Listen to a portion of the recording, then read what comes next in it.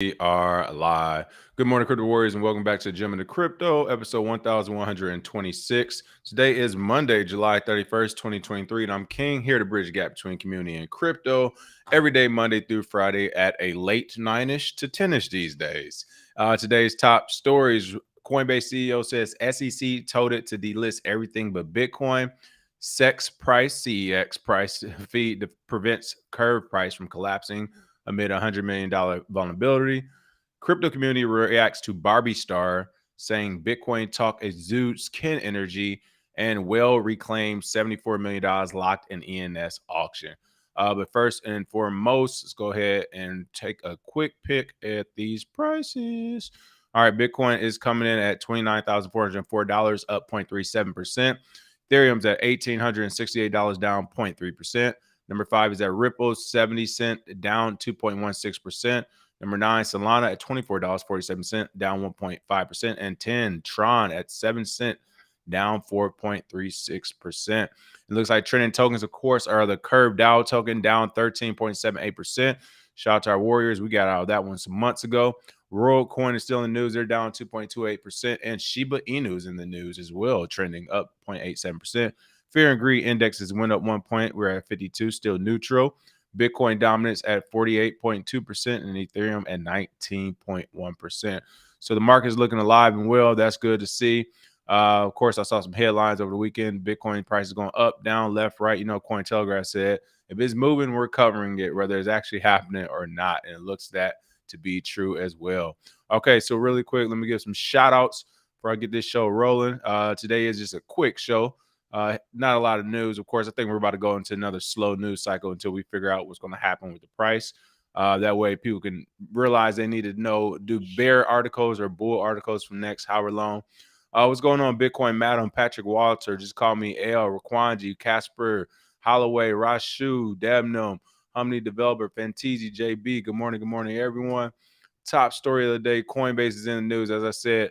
Pillow talking, that's all this is to me. It's some pillow talking because it's one of those things where, as I've mentioned it many times before, Coinbase and the rest of these large, which we can now call entrenched institutions in the crypto space, they're not dealing with regulators in order to make this space more, or to add more mass adoption to Bitcoin friendly and crypto friendly spaces. What they're doing is they're working with the regulators in order to stifle and create barriers to innovation and competition so that they're the only Coinbase in town. Unfortunately, no, or I could say fortunately, this came back to bite them, as essentially regulators like, we ain't your friend either, bro. We just, well, you were the biggest ones, you're the loudest ones. We decided to play some ball with y'all, but we're not your friend either. And because of that, now Coinbase CEO Brian Armstrong is circling back, telling all the dirty little secrets he was told by the SEC and Gary Gensler throughout the past few years. My thing is that he should have been telling us this, but he did not. In a way to preserve his interests, which would be Coinbase dealing with the SEC, he didn't want to release his information. But now that everything's going to shit, they're going back and forth in court. Now they feel comfortable over at Coinbase saying, well, the SEC told us this and that and other. Maybe you should have told us that when it happened. Don't come back 6 months, a year later, 2 years later. It was, oh, yeah, I got in a fight with these guys. You told me this and stuff. It's like, whoa, you've been doing business with them, bro. You've been doing business and you cut everybody out.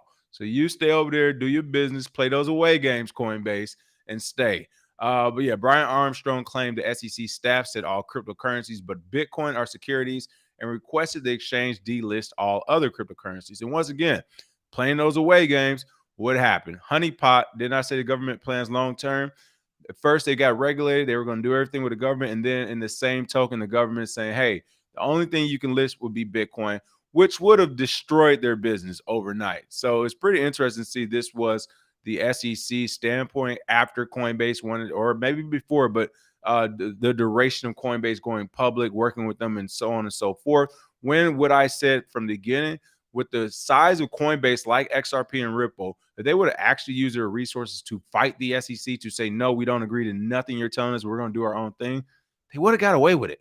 They would have been just fine. Brian Armstrong, Coinbase CEO, folks, he bought one of, if not the most expensive house in LA a couple years ago, and one of the most expensive houses on the planet at like $100 and something million. He had money to fight against the SEC, like, and he still has it. Yet they tried to be friends with him, and they got their asses smacked. I hope they continue to get smacked because I've been anti working with regulators from the beginning. I've been saying self-regulation because of these reasons. They're not here to work with you. They're acting like they're going to work with you so they can take over and either control your business or shut it down and either do our own thing, duplicate it here in the US, or just get rid of the ideal entirely. But they are in no way, shape, or form trying to actually help the business grow and build it here in the United States. It's not happening. So again, this is crypto exchange Coinbase. As he's now pillow talking and saying he was once told, he didn't tell us at the time, but now that things are going bad, he's saying he was once told by the United States securities regulator to delist all cryptocurrencies on his platform, except Bitcoin.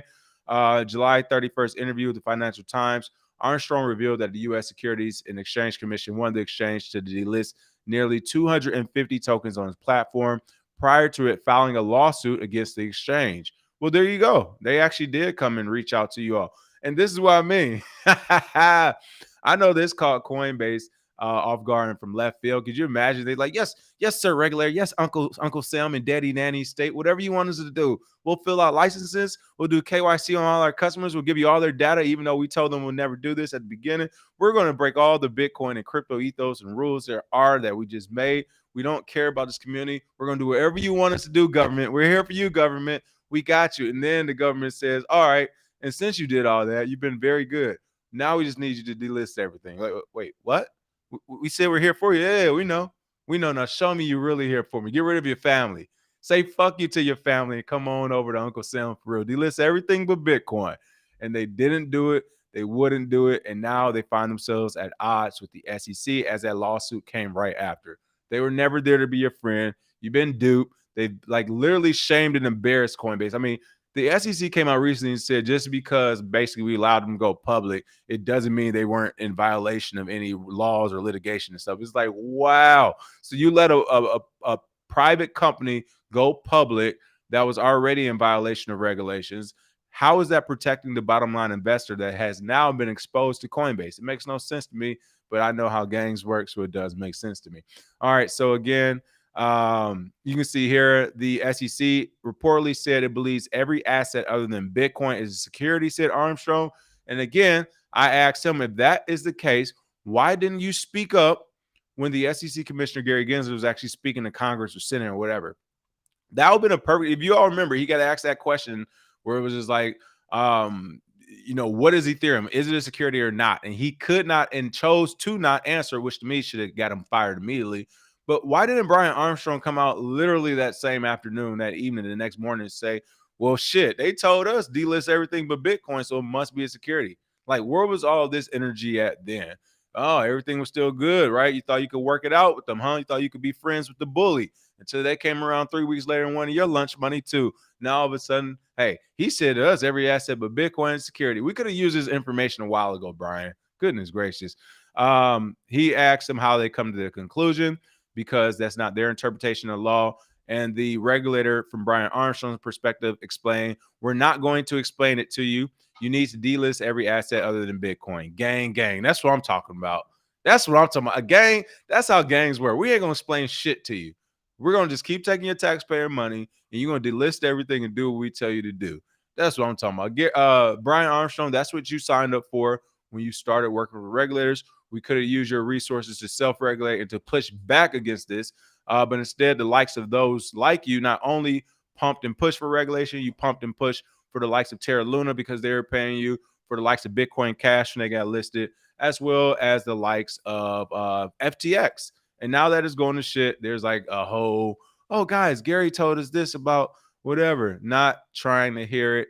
And for Gary Gensler to bring up a 1930 security law, you already know how I feel about that. They were hanging people in the South during that time. So I could care less about those laws. But this was a very interesting story. And I hope it's a lesson to be learned by all professionals coming over to Bitcoin and crypto, trying to mitigate losses by working with the government and regulators and all that. No, you're fucking the party up. You get into the party after it's going, like, you're essentially showing up to the party at 2:33 a.m. saying, why y'all been listening to this all night? Let me change the songs. Let me change the music. No, motherfucker. You got here at 3 a.m. It's already lit. We don't need you to do no DJing, no drink pouring, no nothing. Sit your ass in that corner, find you a girl to dance up on, and have a good time. That's all you're here to do, okay?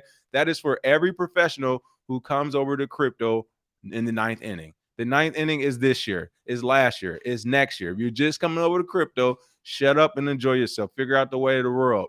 I'm tired of all these people coming over from other industries and professions and then saying, oh, this is tough to learn. This is tough to maneuver. This is tough. The government, maybe we should just do what the government tells us. Why? They haven't been in it that long either, and they don't know what they're doing either. It makes zero sense to me. But you all let me know what you think in the comments. All right, next up, Curve Finance took a slacking this weekend.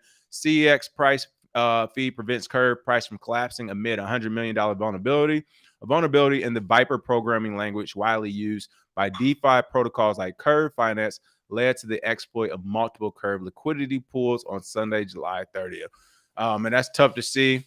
I mean, hey, they had their time in the sun. They were doing well the past couple years. But as we discussed before in the classes, it was like these things only last so long, and it looks like they finally got tapped as well.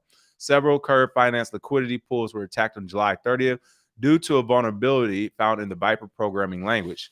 Viper is a contract programming language created for the Ethereum virtual machine, and Curve Finance is one of the key decentralized finance protocols due to its key liquidity services, and the code vulnerability has put nearly $100 million worth of digital assets at risk.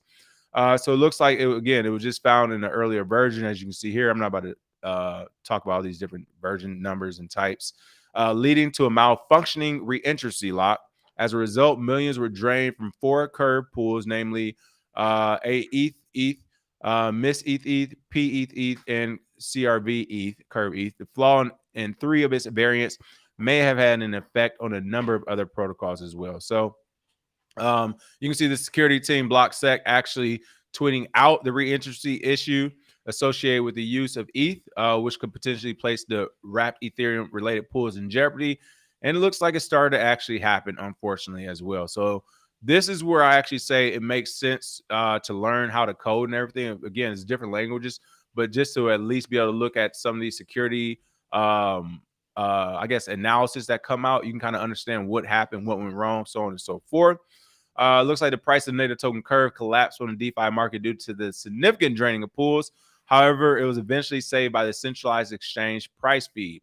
It hit a price of 0.08 cent on decentralized exchanges, but traded at 0.6. Wow, that's a huge difference. So it hit 8 cents on DeFi, but it was trading at 60 cents on centralized exchanges, preventing the token price collapse to zero. My question is, since it was trading at 60 cents on regular exchanges, but 8 cents on DeFi exchanges, for one, that's huge arbitrage opportunities for people.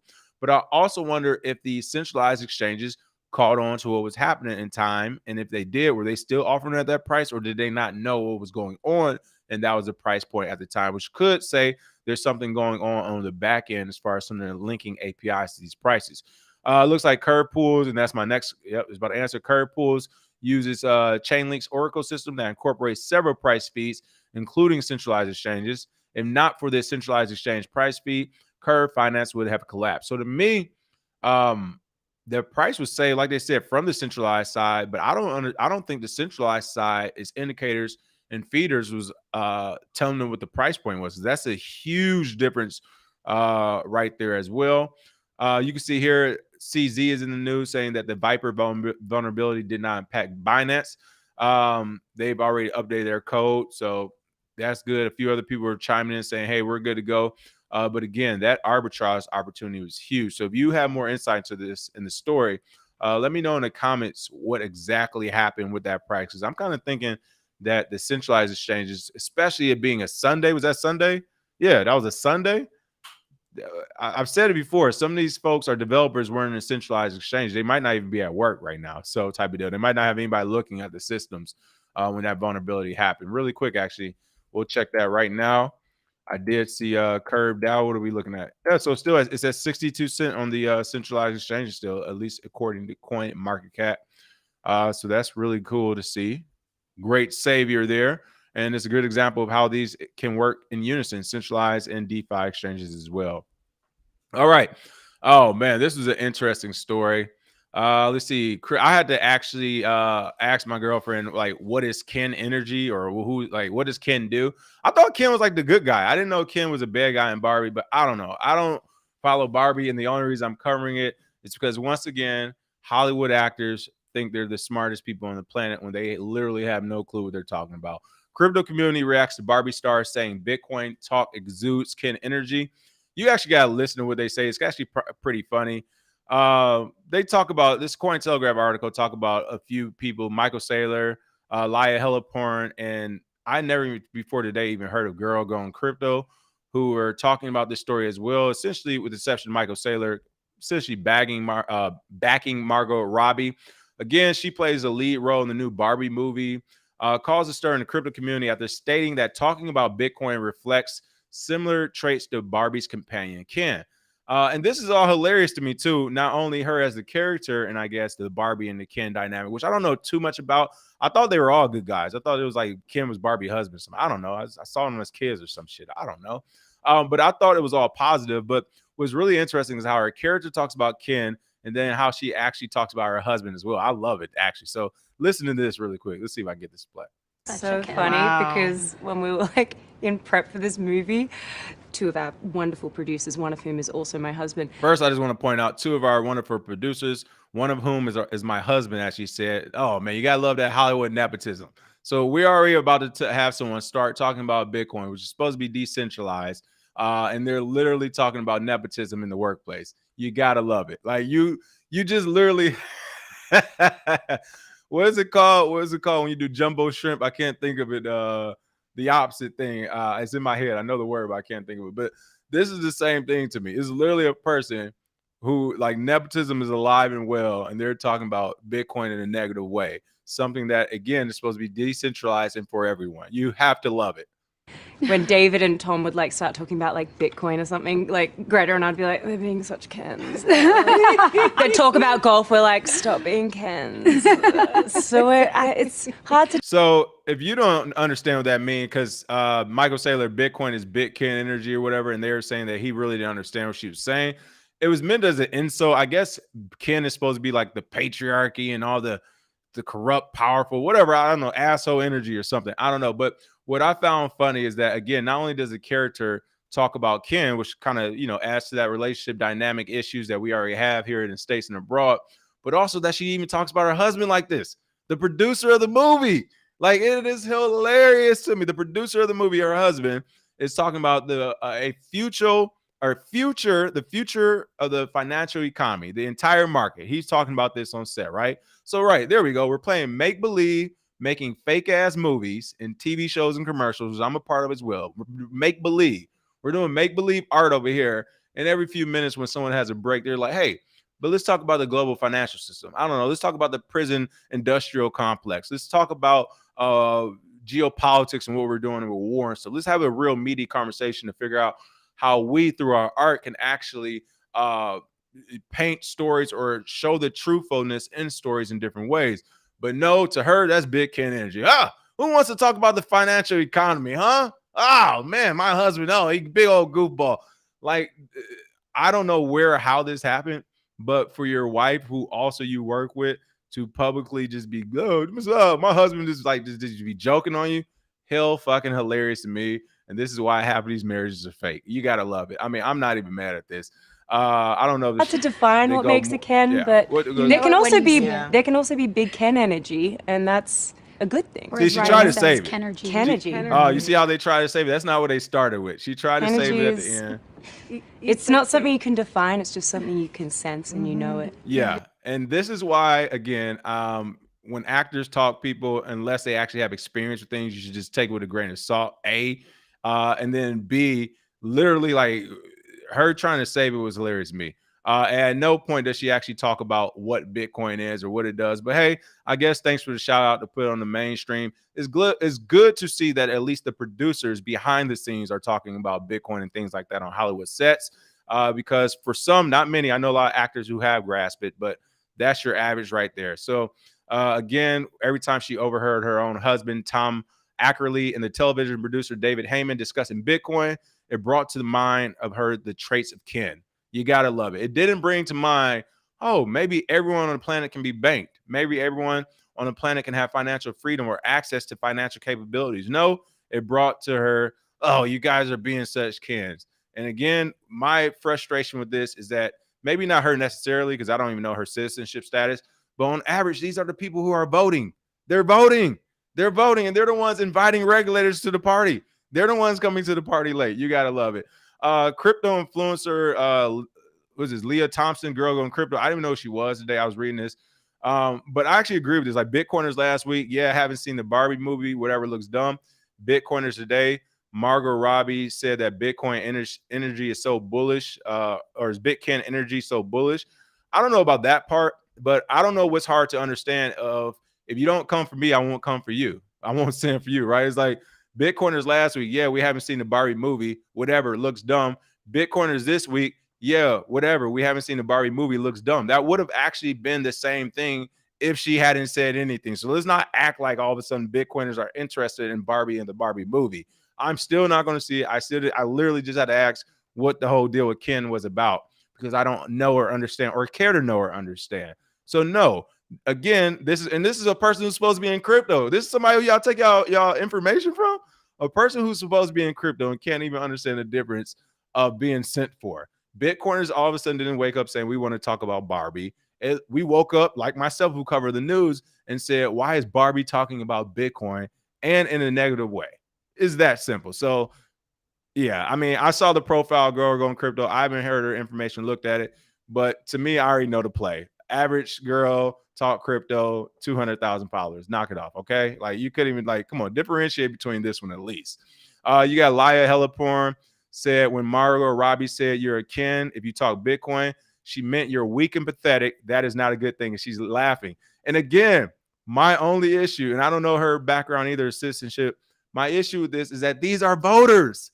These are the people who want regulators. This is what I mean. These are the people who are coming to the party at 3 or 4 a.m. saying, why are y'all listening to XYZ? Let me turn it to this.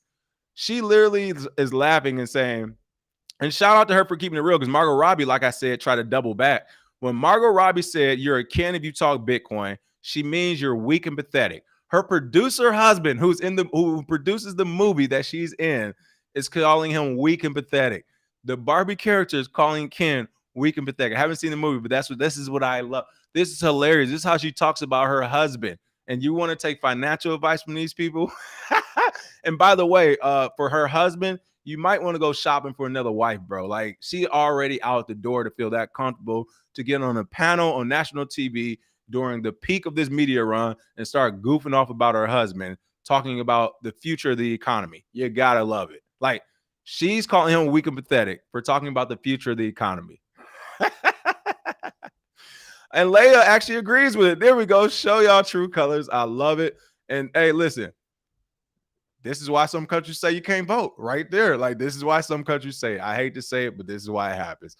All right. Oh, man, this is crazy right now. And then last but not least, let's see. I think it was one more. Yeah, someone said, did we just get mainstream and said Barbie said we were all kin, so we are back. You have to love it, but hey, if that's what it is, let's be weak and pathetic together, folks, and make sure everyone has access to a form of currency. Make sure everyone has access to banking. If that is weak and pathetic, I choose to be weak and pathetic. Margot Robbie and Leia Hellaporn, two people who, again, outside of entertaining, if they were tap dancers, I don't know what the fuck they do for America. Don't know, but tap dance. So keep on tap dancing and stop talking crypto, please. But great takes. And I love that, again, you have made this so clear, especially Leia, by saying if you're talking about Bitcoin, you're being weak and pathetic. And again, they were talking about their own husbands. Whew. These are the people Americans listen to. You have to love it. All right. And she's not even American. Take that accent across the pond or whatever the fuck you got going on. All right. I want to hear that shit. Last but not least, Whale reclaimed $74 million and Ethereum blocked an ENS auction.